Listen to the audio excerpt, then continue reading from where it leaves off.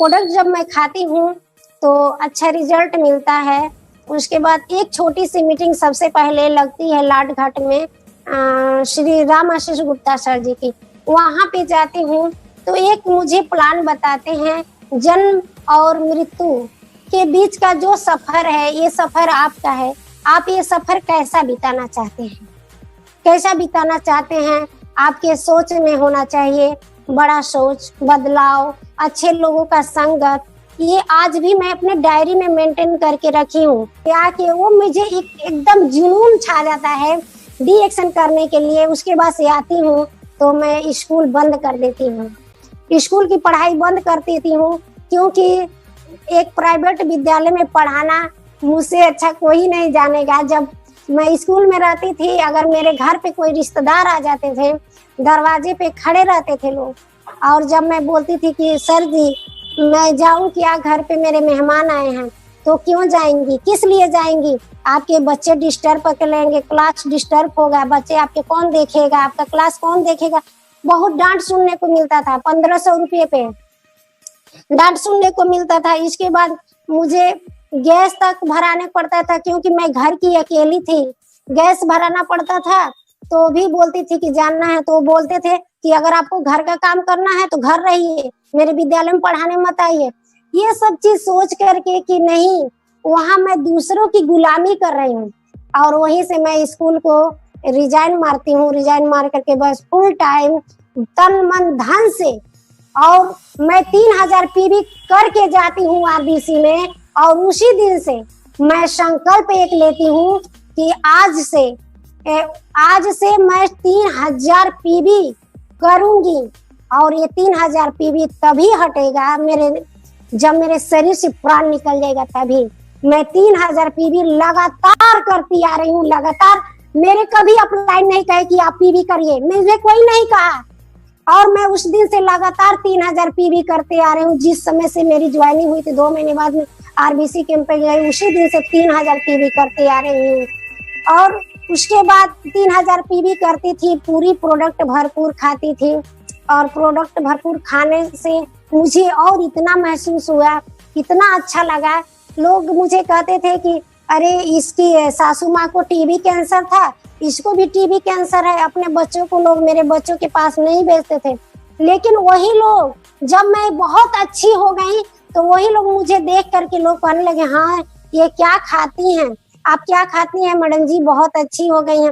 तो मैं बताने लगी कि यही प्रोडक्ट खाती हूँ, इससे मैं ठीक हूँ। उसके बाद धीरे धीरे बताते बताते जब मैं फील्ड में निकलती हूँ तो बहुत कठिनाइयाँ आती हैं। लोग कहते हैं कि आईडी एक्शन में कुछ मेहनत नहीं है, लेकिन इस गलती में कभी मत आप लोग रहिएगा। आरबीसी यूट्यूब चैनल से मैं संदेश देना चाहती हूँ कि फ्री में केला का छिलका भी नहीं मिलेगा। पैसे से केला मिलता है और फ्री में केवल केला का छिलका मिलता है। तो यूट्यूब चैनल से मैं यही कहना चाहती हूँ कि कभी भी किसी को ज्वाइन करिए तो ये मत बोलिए कि फ्री में होता है, ये कर दोगी, 6 ज्वाइनिंग कर देंगी आप तो हो जाएगा। नहीं, यहाँ पे 3 साल का बहुत कठिन परिश्रम है, संघर्ष है। मैं अपने टीम में पहले ज्वाइन करने से पहले बताती हूँ कि यहाँ 3 साल का आपका बहुत बड़ा संघर्ष है, समय है, बहुत आपके सामने दुख तकलीफ, बहुत बाधाएं आएंगी। अगर उसको हटा करके सीधा आपका लक्ष्य दिखाई देगा तो आपका कोई दुख, कोई आंधी तूफान नहीं रोक सकता है। तो बहुत कष्ट आए, बहुत दुख आए, उसी के साथ चलते 1 साल तक मेरे जो अपलाइन थे मुझे सपोर्ट नहीं कर पाते थे, क्योंकि वो शीशे एल्युमिनियम का दुकान किए थे, और मेरे अंदर इतना सीने में आग लगी थी कि मैं क्या करूं। पैदल बैग लटका लेती थी, पैदल दौड़ती थी, 10 किलोमीटर 5 किलोमीटर दूर जाती थी। कोई लोग मुझे देखता तो कहता अरे जाइए, क्या आप लेकर के झोले में टांग के आ गई इधर से उधर। बहुत लोग मुझे मेरे फेस को लेके कमेंट करते थे कि ऐसी है, साबुन बेच रही है। बहुत बधाई आई। उसके बाद जैसे 1 साल बीतता है तो जो हमारे अपलाइन रहते हैं मैं उन्हें डांटती हूँ कि आप ये बताइए, या ये काम करिए, या डीएक्शन करिए, या शीशा एल्युमिनियम का काम करिए। तब वो वहां से शीशे एल्युमिनियम का दुकान बंद करते हैं तो फिर हमारे जब अपलाइन का सपोर्ट मिलता है। उसी बीच की एक कहानी है कि एक महिला को मैं पूरे बता करके समझा के आई रहती हूँ, तो वो महिला आ जाती है। दोहरी घाट और बड़हलगंज सिर्फ नदी का आर पार है। तो बता के आ रहे थे, तो अचानक फोन करती है कि आप आइए, मुझे 3000 का प्रोडक्ट लेना है। तो मैं अपने अपलाइन को फोन करती हूँ कि सर जी चलिए ना, बड़हलगंज में एक महिला आई हुई, मैं कल का बता के आई थी और वो 3000 का प्रोडक्ट मांग रही हैं। तो वो क्या बोलते हैं, आप कब तक बैसाखी का सहारा लेंगी, आपका गाड़ी है, जाइए। और मुझे सिर्फ इशारा से बताए थे कि गाड़ी को सीधा करिए, क्लच उसका है मारिए, उसके बाद से किक मारिए, किक मारने के बाद धीरे धीरे छोड़िए। और मेरे अंदर इतना उस समय जुनून था, इतना जुनून था कि मैं उस वक्त कुछ कर गुजरूं। मैं 2 पहिया अपना हीरो होंडा उठाई, हीरो होंडा उठा करके और पीठ पे बैग रखी या रख करके उसके बाद से यहाँ से मैं सीधे निकल जाती हूँ बड़हलगंज, जा करके नदी उस पार जा करके गेट पर गाड़ी को रोक देती हूँ। सिर्फ मुझे इशारा में बताए थे कि ऐसे। अब मैं धीरे धीरे मैं यही कहती हूँ, हे ईश्वर, मैं अच्छा काम कर रही हूँ तो मुझे कुछ नहीं होगा, कोई रोक नहीं सकता है। मैं आज गाड़ी लेके जाऊंगी, जो कि पहली बार महिला, वो भी हीरो होंडा स्प्लेंडर मेरे घर था, पुरानी थी, उसको लेकर के गई। और जाने के बाद जैसे जब गेट के सामने खड़ी होती हूँ तो आगे देखती हूँ तो बहुत ढेर सारा पानी। तो मेरे अंदर डर होता है कि कहीं हम गड़िया लेके पानी में ना चले जाएं। तो वहां से गाड़ी रोक करके मैं सोचने लगती हूँ। तो फिर अपने अपलाइन को फोन करती हूँ कि सर जी आप कहे कब तक बैसाखी, तो हम गाड़ी लेके आ गए, पुल पे हैं। अब जब वो सुनते हैं तो एकदम डर के मारे तुरंत सब ग्राहक को छोड़ के भाग के आते हैं। ये जिद्दी में आ गए, कहीं एक्सीडेंट इसका हो जाता, इसको कुछ हो जाता। फिर दौड़ के आए। फिर हम धीरे से, एक मेरे जानने वाले रिश्तेदार रहते हैं, वो कहते हैं मैडम जी काहे गड़िया लेके यहाँ पे खड़ी हैं। तो हम बोलते हैं कि अब ये पानी को देख के डर लग रहा है, से हम पता नहीं सीधे लेके पानी में चले जाएंगे, ब्रेक लगा के घुमा लेंगे। तो बोले लाइए, हमें भी चलाने नहीं आता है, मैं आपको नीचे तक उतार देता हूँ। ढलान रहती है, नीचे तक उतार देते हैं। उसके बाद से फिर मैं गाड़ी को स्टार्ट करती हूँ, जिसके घर जाना रहता है वहां पहुंच जाती हूँ। तो फिर हमारे सर जी आते हैं, कहते हैं कि अगर मैं ऐसा बोल दूं तो ऐसा जिद्दी मत करना कि तुम चले जाना, अभी तुम्हारे 2 बच्चे हैं और कुछ तुम्हें हो जाता। तो हम बोलते हैं कि इस भगवान की औकात नहीं है, मैं सच्चे मन से, सच्चे हृदय से अपने गरीबी को दूर करने के लिए काम कर रही हूँ कि मुझे कुछ हो सकता है। उसके बाद मैं वहीं से 3000 का प्रोडक्ट देती हूँ। उसके बाद से आती हूँ और वही 2018 में हमारे अपलाइन सपोर्ट करते हैं श्री राकेश प्रसाद जी, और दोनों लोग साथ में मिल करके काम करना स्टार्ट करते हैं। और काम करने 2018 में ही मैं धीरे धीरे कर्जे से कुछ मुक्त होती हूँ। कुछ धीरे धीरे मेरा बोनस बढ़ता है और कर्जे से मुक्त होती हूँ। उसके बाद मैं घर बनवाती हूँ, पिलर डलवाती हूँ, घर बनवाती हूँ। घर तो मेरा अभी 2 ही रूम बना है, 2 ही रूम बना है और उसके आगे मैं 50,000 की गेट लगवाई हूँ।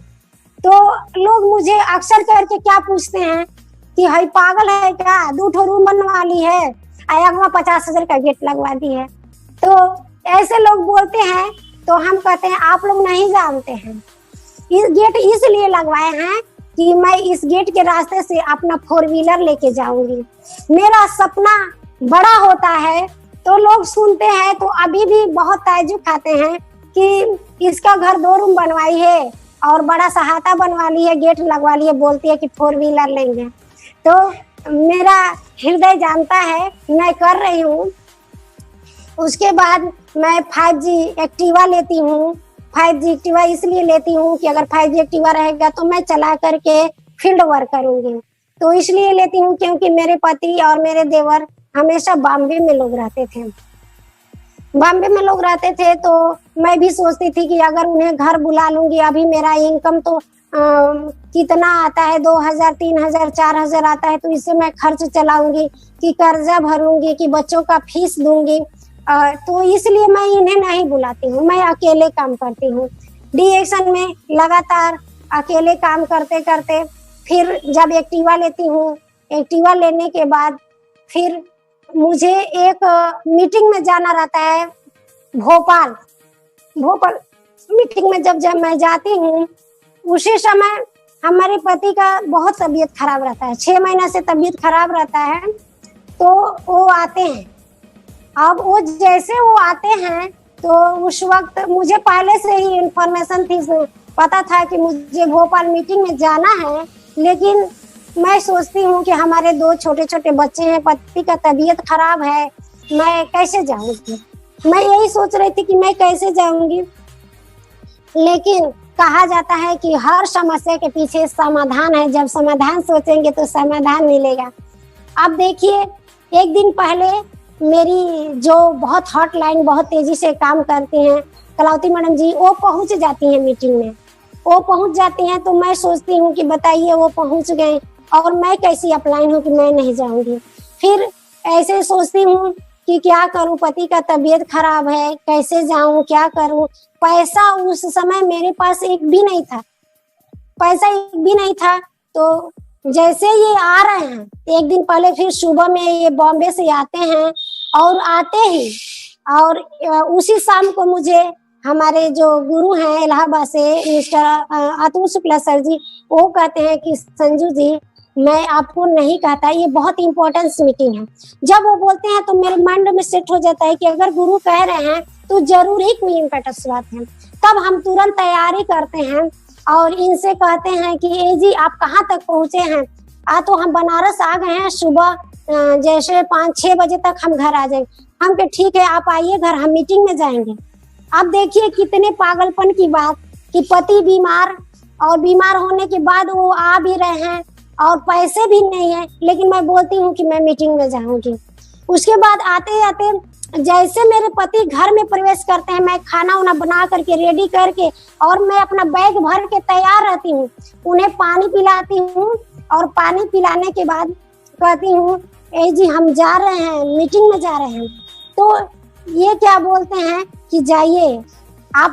जब मैं इनका चरण स्पर्श करती हूँ तो कहते हैं विजयी भव, तो मैं खुश होती हूँ। तो उसके बाद से तैयारी करती हूँ। इनका तबीयत वाकई में सेहत बहुत डाउन हो गया था देख करके बहुत, लेकिन मैं बोली कि आप इतना तबीयत खराब होने के बाद क्यों मुझे भेज रहे हैं। तो कह रहे हैं क्या कि आप 2 दिन के बाद 3 दिन के बाद ही ना आएंगे, आएंगी तो हम मिल जाएंगे, लेकिन जो वहाँ पे आपको शिक्षा दिया जाएगा वो शिक्षा आपको दोबारा नहीं मिलेगा। हम इनसे इतना मोटिवेट होती हूँ, फिर मेरा मन हल्का होता है। फिर हम बैग उठाते हैं, हमारे जो अपलाइन रहते हैं वो, और हम बस में बैठते हैं। जैसे हम बस में बैठते हैं, देखिए 4 दिन के मेरे पति थके हारे रहते हैं, बॉम्बे से आते हैं पूना से, तो थके हारे रहते हैं। मेरा थर्मस, मेरा ठंडा पानी, मेरा गर्म पानी छूट जाता है। अभी फोन करने के सोचती हूँ तब तक मेरे सर जी इतने थके हारे हुए थे, लेकिन फिर भी मेरे पति वहाँ दोनों बोतल लेके बस के पास पहुँचते हैं और मुझे देते हैं। बहुत पति होंगे, मैं इस YouTube चैनल से मैं ये संदेश देना चाहती हूँ कि बहुत पति होंगे कि अपने पत्नियां करना चाहती होंगे लेकिन पत्नियों को करने नहीं देते होंगे। लेकिन हमारे इस पति के लिए एक जोरदार ताली होनी चाहिए कि जो मुझे हर वक्त मेरा साथ देते हैं। उसके बाद देते हैं, उसके बाद से वहां से निकलते हैं। देखिए कहा जाता है कि दुनिया आपको जीतने नहीं देगी, लेकिन गुरु कभी आपको हारने नहीं देगा। जैसे मैं बस में बैठती हूँ तो एक मेरी भाभी का फोन आता है, भाभी का फोन आता है, बोलती है कि आप कहाँ हैं। हम बोले भाभी हम तो जा रहे हैं भोपाल, मीटिंग में जा रहे हैं, ट्रेनिंग मीटिंग है वहाँ पे, मैं जा रही हूँ। अरे तो तुम्हार आदमी आवे लगा ना, आ गए ना का।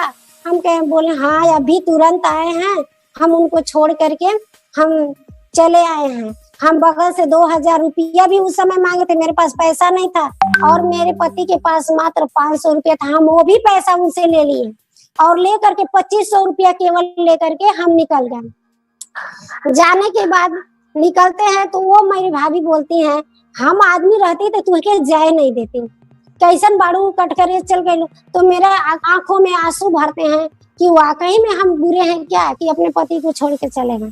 फिर सोचते हैं, समझते, फिर आगे बढ़ते हैं।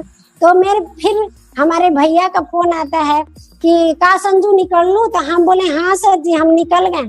हमारे भैया श्री अरविंद कुमार मौर्य सर जी का फोन आता है, कहता ना कि मान गए भाई, तू असली एकदम लीडर बाड़ू, कि जब तू अपने आदमी के आ जाइले ही छोड़ के चल अयलू तब मान गनी तू कुछ भी कर सकत हूँ। फिर मैं बनारस जाती हूँ, बनारस मीटिंग में जाती हूँ। मेरा कोई ऐसा मीटिंग नहीं रहता था जो अतरौलिया, इलाहाबाद, लखनऊ, बनारस, जौनपुर, सारे मीटिंग को मैं कभी मीटिंग नहीं छोड़ती थी, सारे मीटिंग को अटेंड करती थी, प्रोडक्ट को बेचती थी और पैसा जो बचता था पीवी करती थी, मीटिंग के लिए रखती थी। लेकिन कभी जब से डीएक्शन में आई मैं अपने लिए कपड़ा नहीं खरीदती थी, फटा पहनती थी, दूसरे से मांग के पहनती थी, लेकिन कपड़ा नहीं खरीदती थी, अपने बच्चों के लिए भी कपड़ा नहीं खरीदती थी। आज 3000 पीवी लगातार मैं करते आ रही हूँ, 3000 पीवी मैं प्रोडक्ट बेचती थी। उसके बाद देखिए कपड़े नहीं खरीदती थी, अच्छा खाना नहीं खा पाती थी और अपने बच्चों को भी नहीं कपड़ा खरीदती थी, किसी तरह उसी में काम चलाती थी, लेकिन 3000 पीवी करती थी। मेरे माइंड में एकदम सेट था कि मुझे 3000 पीवी करना ही करना है। एक बार तो ऐसा हो गया 3000 पीवी को लेकर के कि तो मेरे सर वहाँ मालटारी महाराजगंज से फोन किए विवेक सर कि मैडम जी जब तक आप पैसा नहीं भेजेंगी तो आपका पीवी नहीं कटेगा। तो हम बोले कि ठीक है सर जी, हम मेरा 900 रुपया बच रहा था और देने के लिए, ठीक है मैं गैस नहीं भरवाऊंगी लेकिन पीवी करूंगी। यही ना होगा कि 2 दिन हमारे बच्चे थोड़ा भूखे रहेंगे, तो भूखे रहेंगे। तो उसके बाद हम क्या किए, पैसा भेज दिए और मेरा पीवी 3000 कट गया। मेरा 2 दिन गैस नहीं भरा है।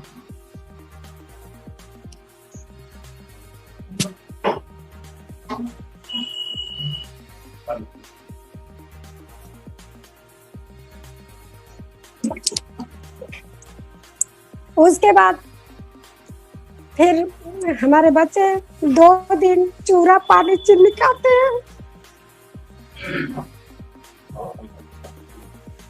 उसके बाद फिर मैं अपना कभी भी इतना कष्ट आया लेकिन 3000 पे भी करना मैं नहीं छोड़ी, कभी नहीं छोड़ी। बहुत कष्ट आया, बहुत परिश्रम आया। आज बहुत लोग को संकेत होता है कि ये झूठ बोलती है। मैं चैलेंज देती हूँ, दावा देती हूँ कि मेरा आईडी पासवर्ड लीजिए, चेक कर लीजिए कि जब से मैंने 3000 पीवी स्टार्ट की हूँ लगातार करती आ रही हूँ। यहाँ पे जब बनारस ले गई, वहाँ आरबीसी में ले गई, एचएचआई होटल था, वहाँ पे हम ले गए, अपने बच्चों को घुमाए दिखाए। जब मेरे बच्चे वैसे वैसे होटल देखे, घूमे फिरे, स्विमिंग पूल देखे, तो उन सबों का सपना बहुत बड़ा हो जाता है। और इस डीएक्शन में मेरे कदम कदम पे मेरी 5 साल की बिटिया, 4 साल के बच्चे उस समय थे, मुझे बहुत सपोर्ट करते थे। मेरे बच्चे क्या कहते थे कि मम्मी आप जाइए, पैसा कमा के आइएगा ना तो हम लोग को अच्छा अच्छा कपड़ा लाइएगा, चॉकलेट लाइएगा। फिर हम निकलते थे, बहुत मुझे हौसला मिलता था। मेरे इतने छोटे छोटे बच्चे, जब मैं शाम को आती थी, रात हो जाता था तो कुछ लेके भी आती थी, तो मेरे बच्चे दोनों सो जाते थे। तो सो जाने के बाद फिर मैं सोचती थी कि बच्चों को छोड़ के चली जाती हूँ।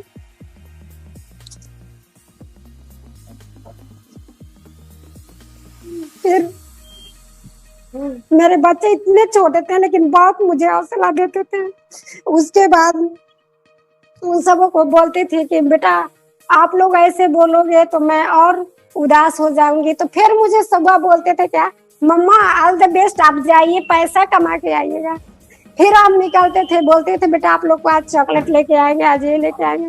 फिर जाते थे, फिर निकलते थे। जाने के बाद आज उन लोग को अच्छी शिक्षा भी देती हूँ, अच्छे लोगों के साथ रहती हूँ। जो हमारे राम आशीष गुप्ता सर जी जो बताए थे, जो पहली बेटी के, कि ये जो जन्म और मृत्यु का जो सफर है, वो सफर आपको तय करना है कि कैसा आप सफर तय करेंगे। वाकई में जो डीएक्शन प्लेटफॉर्म पे आ जाएगा उसका सफर बहुत ही अच्छा होगा और उसकी पीढ़ी दर पीढ़ी सुधर जाएगी। एक बार मैं इसी तरह गई देवरिया जाने में मेरे बच्चे सब बोले क्या कि मम्मी आप जाइए। और उस दिन जब रात हो गया तब मैं खेत में घर बनवा ली थी। खेत में मेरा ऐसा जगह घर है, जो लोग देखे होंगे वो जानते होंगे कि एकदम अकेले एकांत में है, उधर कोई नहीं रहता है। जैसे शाम होता है सियार बोलने लगते हैं, मतलब आने को बहुत भयानक डर लगता है। वहां पे मेरे बच्चे सब गेट बंद करके घर में रो रहे थे। और उस दिन मीटिंग थी रीता मैम का और रवि सर का। जब मैं गई थी वहां पे देवरिया, मैं राम आशीष गुप्ता सर जी के गाड़ी से ही गई थी और उसमें मुकेश वर्मा सर जी भी थे। और मैं उनसे अपनी बातें बताते बताते आई और कही तो उस दिन मेरे बच्चे फिर भावुक होके कह रहे हैं कि मम्मा अब मुझे पैसा नहीं चाहिए, हमको मम्मी चाहिए। हम फिर बोलते हैं बेटा आप लोग ऐसे कहोगे तो मैं टूट जाऊंगी, मैं अकेली हूँ। फिर बच्चे सब मुझे फिर कहते सब नहीं मम्मा हम लोग नहीं परेशान करेंगे, आप जाइए। फिर जाते हैं। आज इतने बच्चों का ही त्याग है, ये मेरे पति का त्याग है, ये मेरे देवर का त्याग है कि जो DX में इससे यहाँ तक पहुंची हूँ।